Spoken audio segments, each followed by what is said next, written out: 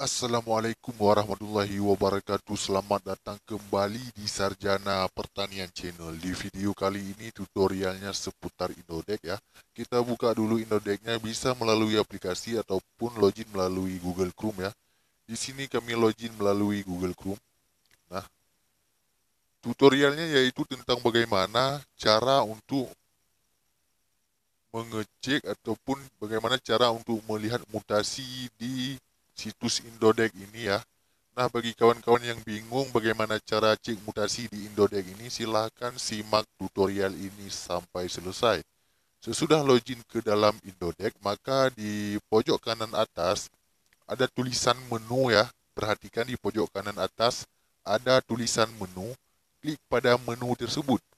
Sehingga begitu kita klik, dia akan ada tampilan yang seperti ini. Di sini kawan-kawan klik saja di riwayat untuk melihat mutasi ini ya.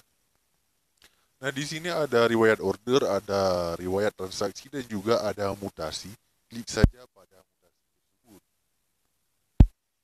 Nah, di sini langsung muncul ya mutasinya. Ini berbagai macam dari 1 Januari hari ini sampai hari-hari sebelumnya. Di sini sangat banyak sekali. Saya rasa tutorial tentang cara untuk mengecek mutasi di Indodeck cukup sekian ya. Jika ada pertanyaan, silahkan saja komen di kolom komentar.